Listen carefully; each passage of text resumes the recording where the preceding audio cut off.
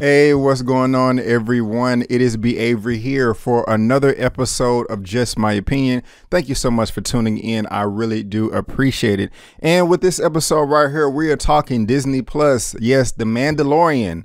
The app has launched, and we're going to be talking about the first episode, season 1, episode 1, title chapter 1. Now, of course, just like everybody else, all Star Wars fans, I was looking forward to this. I'll just go ahead and tell you right now that I am not a diehard Star Wars fan. I am a casual Star Wars fan, meaning I've seen all the movies and I've enjoyed all the movies for the most part. I have not seen the Clone Wars and I have not seen Rebels. I have not seen any of the books. So I'm still going to give you my recap. I'm still going to give you my breakdown of each episode, each season, and things of that nature. But I am not that deep into the lore, so I just wanted to go ahead and preface that, give you that disclaimer so you can understand where I'm coming from.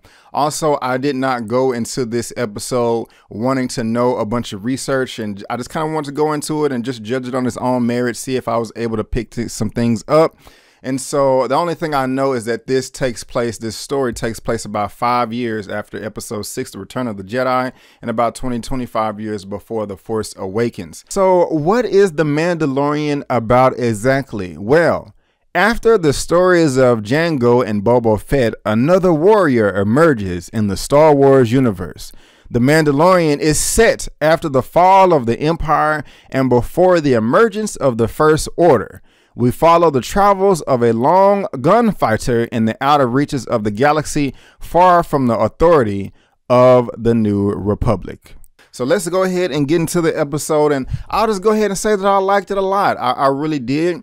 I didn't love it. I'm not just going to sit here and say that it was the best thing ever and like, oh my gosh, this is brilliant. But I did really enjoy it. This show, this creation by Mr. Jon Favreau, directed by Dave Filoni, I really did enjoy it. And the first thing that I really like is the tone that was initially set at the very beginning of the episode. I really do like Star Wars, like I said. And when I was just watching this right now, it just really did feel like a Western. It really did feel like Star Wars. It really did feel like it's set within the universe of the movies that all fans, casual or diehard, know and love from just decades and decades.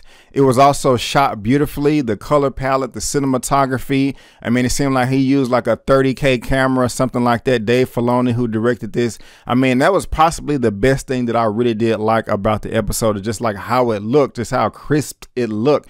And I was also surprised to see how short the episode was. I believe it was only like 37 minutes. And I don't know why. I was just expecting it to be like an hour or something long, but I do like my short episodes, so that's just another plus that I want to add on, or why I really did like what I saw early on with this series. Now, another thing is just Pedro Pascal playing the Mandalorian. I like him. I mean, he's great. We don't get to see his face, but we do get to hear his voice, and I can recognize that easy.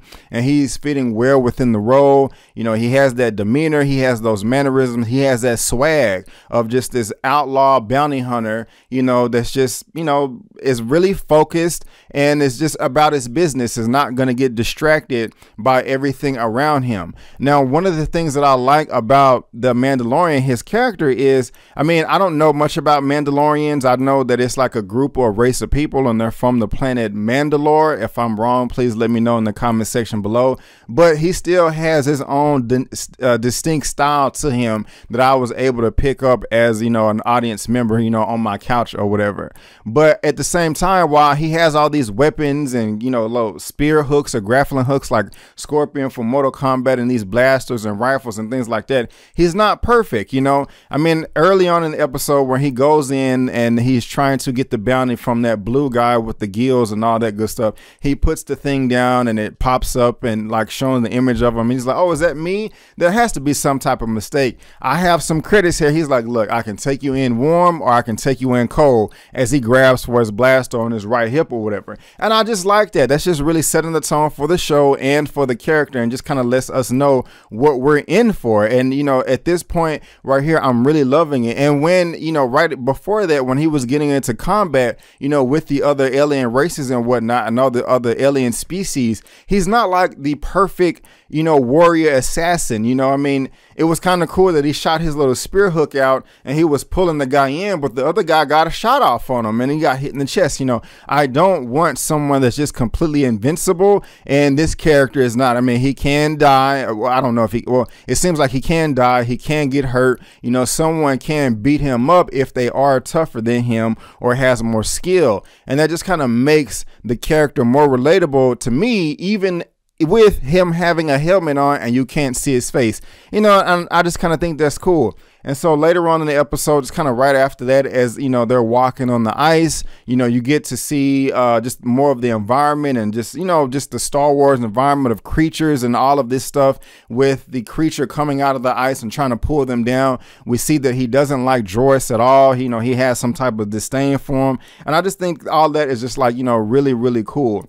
Now, I also like right there, follow when, you know, they're flying out of the atmosphere into space in the ship or whatever. That blue character was like really annoying and just getting on my nerves. So I'm glad that they got rid of him early on. I don't understand why he would open up that compartment with all the guns and weapons and not try to take one to free himself, but he probably knew that he would, you know, he met his match like, okay, no matter what I do, I'm not going to be able to beat this guy, so I just need to just be good and pretend like I'm going to the bathroom. But we see that this bounty hunter, the Mandalorian, has been to work and he's been capturing all types of people as he has them frozen. And I believe it's like carbon or carbonite was Han Solo was frozen in The Empire Strikes Back at the end of that movie. If I got that term wrong, please let me know down in the comment section. But he had like 3, 4, 5 bodies or whatever, and you know, he pushed him in there. Hey, you know, I don't think so. And then he goes to get his bounty from Carl Weathers, whose name in this show is Grief Karga or Garga. And you know, I mean, I'm a fan of Apollo Creed from the Rocky series, but I'll have to be honest with you guys, his acting in this episode wasn't the best. It wasn't horrible, but you know, it just kind of like stood out to me, you know, while the Mandalorian is getting his next job, his next assignment. But as everything right now for me as an audience member is just kind of casual at this point, and I'm not just saying that I absolutely am in love with it, it is getting better, you know, as he's going through the city and he goes and he tries to, you know, get his next job, and he's like, hey, where's the puck? And it's like, you know, I don't have a puck. You know, you have to go face to face. That's just kind of how we're doing it right now. You know, and I'm still learning and trying to comprehend everything what's going on, because he's like, these are Imperial credits. And he's like, hey, will they still spend? And, you know, I guess that's just not, you know, good enough money for him. But I like his confidence when he goes and the dude comes out all excited and he, you know, pulls his blaster, and then he has like 4 stormtroopers, or they're dressed like stormtroopers, surround him. Hey, we have you 4-1. You put your guns down first. He's like, hey, I like them odds. I'm like, oh man, we're going to have like a little shootout. Well, not yet. You know, that comes later.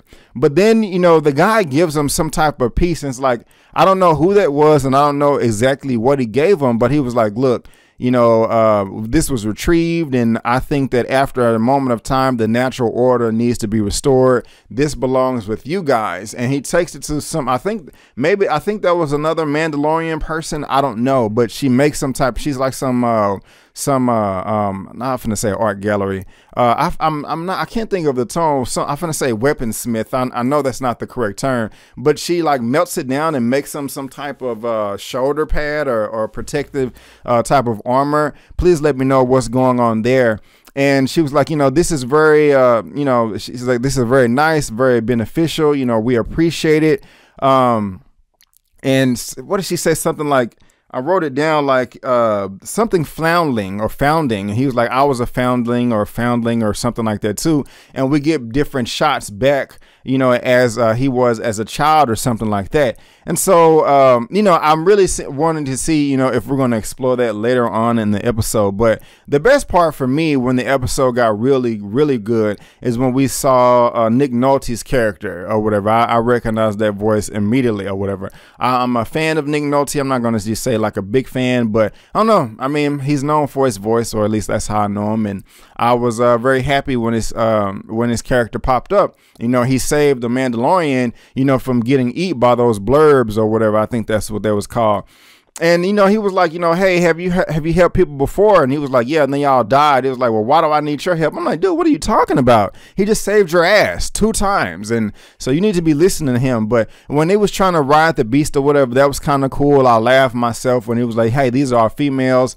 All the males die, you know, during mating season, and they go off. And Nick Nolte just wants some justice. You know what I'm saying? He's like, look, it was peace, but when these people showed up, it ain't no peace no more. You know, I'm helping you because I want them to get out of here. I've never met a Mandalorian before either, but I've just read the tales, and if they're all true, you should be able to take care of this.